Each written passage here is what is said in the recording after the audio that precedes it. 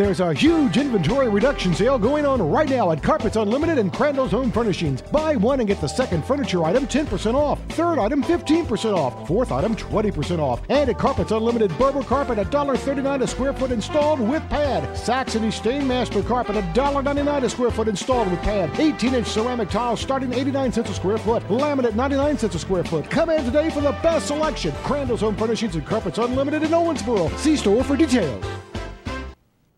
Welcome back. Well, we were just talking about Hancock County, and let's talk about what they did this week.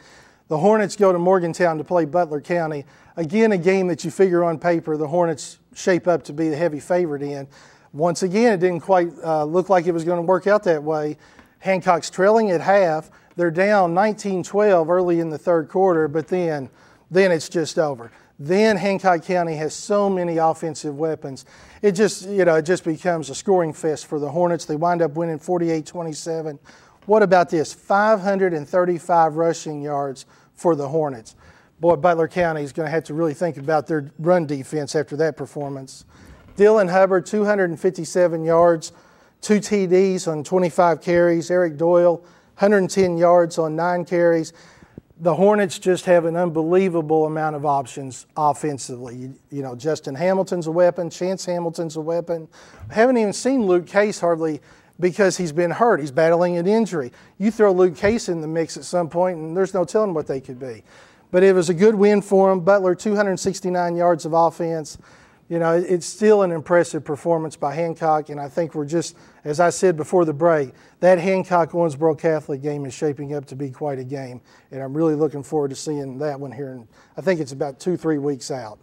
Well, now we're going to talk about Central Hardin going into Hartford to play the Ohio County Eagles, and we have some film of that. Let's take a look at that. And this was another interesting game where Central Hardin, honorable mention 6A, Ohio County. Everybody knows about the losing streak they've been on, but give the Eagles credit. They absolutely stood their ground.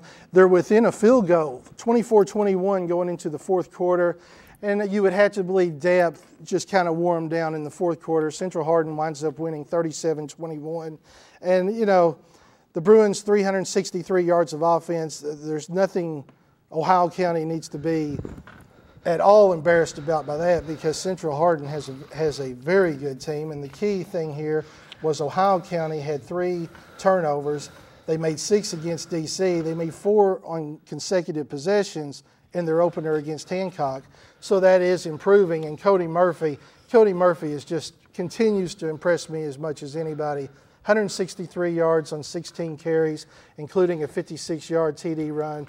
Let me bring Jim Pickens in here. Jim, Ohio County, we didn't know if they could stand up with Central Hardin, but boy, they did a heck of a job there. Yeah, they did, Scott. I kind of had a feeling that Central Hardin, coming off a big win over a rival in Elizabethtown, they might be overlooking Ohio a little bit, but that's to take nothing away from the Eagles. They played very well, and this is a very positive result for Ohio County.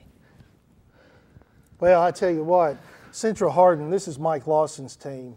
And Mike Lawson, we know how he is. He's going to have a team ready. I mean, and they're going to do so many things. They're going to challenge your defense tremendously. Yep. I think that's why it's such a positive result for Ohio County. I know the Eagles really need a win. No matter what, they want to win, but this is a real big step in the right direction for them. Cody Murphy, he just impresses me every time out, because it's not like teams don't know what Ohio County is going to be trying to do. I mean, Cody Murphy's option 1, 2, and 3 in a lot of instances. He rolls 163. I mean, every game he's in that 100, 200-yard category. Yeah. How good is he compared to other players in our area, you think? Well, he's amongst the best, because you have to figure that if he was on a little bit stronger team, his production would be even better, because a little bit better blocking, that type of thing. He reminds me, his situation, Scott, reminds me of Bobby Rainey at Western Kentucky. Had 184 yards against UK, but these two teams are both on long losing streaks, and but he's outstanding. Seth Green has a touchdown run. Joel Skipworth has a touchdown run. We didn't see Derek Griffin have the game I was hoping for him it seemed like he was really starting to get into a groove, but he only is 4-15. Right. I think that speaks more to Central Hardin's defense probably than anything. It does, and I think that Coach Houston is going to continue to try to balance this thing out. I think that it was a tough game against a tough opponent for Derek, but he'll come back and continue to throw 15 or 20 times a game.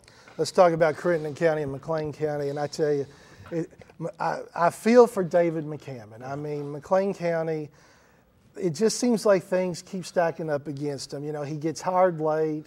They have a brutally tough schedule at the start of the year. They're playing number 6 in Class A Crittenden County, and what happens?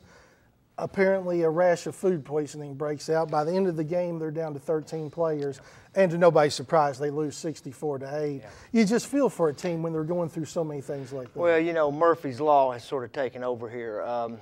When it rains, it pours. We could use a lot of cliches. McLean County, it's unfortunate because they were going to have a tough time with Crittenden County anyway, but to be hit with food poisoning, they're such a thin squad anyway, Scott. That was very unfortunate. Hopefully those kids can recover and be back at full strength from here on. Let's give Anthony Head a little bit of notice. He had a 68-yard kickoff return for a touchdown, also rushes for 38 yards on 12 carries. But overall, McLean County, obviously being that shorthanded, they really couldn't get anything done offensively. Yeah. I think McLean just is still in that mode to where they just have to take things as they come, work on little things, and just see what happens through the course of the year. One play at a time in practice and one game at a time. Absolutely. Well, then you had Muhlenberg County and Edmonson County. Muhlenberg County looking for their first win this season. Thought maybe they could get it in this game, and you know it looks like they played better. They lose 26-14, but Edmonson County's better than what probably people would anticipate. Yeah, Edmonson County, it's an up year for them. They're 3-1 now, and their only loss is to the Class 2A number 3, which is Monroe County, and that was only 14-7, which tells me Edmonson County is a very legitimate team. And it sounds like Muhlenberg County played pretty well in this game, but Edmonson just had a little bit too much in the tank for them. Honestly, I didn't expect Muhlenberg to still be looking for their first win as we near the halfway point in the season. You just get the feel that something isn't really quite clicking there. I mean, do you get that sense? Yeah, I do, because I like their skill people so much. And in high school, if you've got a good skill set, you can do a lot of damage. I think that they still need to shore up their defense a little bit. Looks like they did a little bit against Edmonson. They've been giving up a rash of points per game. And but if they continue to do that and the skill people play like we think they can, they'll get a win here soon. Yeah. Well, obviously, we certainly hope they get on track. I mean, we want all of our teams to do well, no matter. You know, I know sometimes people say maybe you were a little harsh on so-and-so, certain team, but we're always wanting our teams to do well. The better our teams do, the better it is for us. Yeah, that's More things to write about. Absolutely. We're kind of getting to that midway point. What has now been the biggest thing that surprised you? Well, despite their loss to Owensboro, Catholic's resurgence has surprised me a little bit at this level. I mean, they were absolutely, I covered the South Spencer game, and they were absolutely phenomenal. And even their defense, which struggled early, over the last half, it was equally phenomenal with their offense. I think this team is on the verge of being great. Yeah. And for a team that went 3-8 a year ago, that's saying a lot. Oh, absolutely. We're nearing that halfway mark. Who at this point would be your top 3 leading candidates for our Player of the Year? Oh, goodness. That's a good question. Well, Cal Prince. Yeah. I think we all agree Cal Prince Cal would be in there. I think Cody Murphy has to be in there. Yeah, absolutely. But now that third one, I think that'd be kind of a wide open deal at this point. It is wide open, but if I had to pick one right now, it would be Isaac Hardisty, because he has made what I was talking about in the difference between last year and this year. He, along with some others, but he, as the field general, as the quarterback, has made the biggest difference in their turnaround. I mean, a guy who throws 6 touchdown passes and runs for another in any game has my admiration. Oh, no question. Isaac Hardisty has had as much to do with their turnaround this year as anybody. And we talk about Isaac, we talk about Cal, we talk about Cody. You have to give those offensive lines credit. I mean, none of these guys do that without the offensive line doing their job and you know, giving them the publicity. It's the life of an offensive lineman. Yeah. You're just not going to get much publicity. And any running back, any running back worth his salt will say that he could not do it alone. I've seen some great running backs in the NFL, play with lousy offensive lines, and they can't get much done. And so all of these offensive lines of those schools we're talking about deserve a lot of credit. Yeah. Well, that's going to cover it for this show.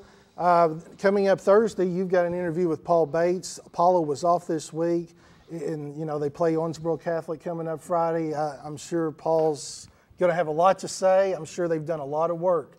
Pivotal game for Apollo. Very pivotal. I think it's kind of a season-defining game in some ways right there. But I'm looking forward to see what he has to say. That show will be at 2 o'clock Thursday. And then, of course, you can catch all of these shows anytime you want on demand in our archive system. Just go to www.messenger-inquirer.com. So until Thursday, we thank you for watching.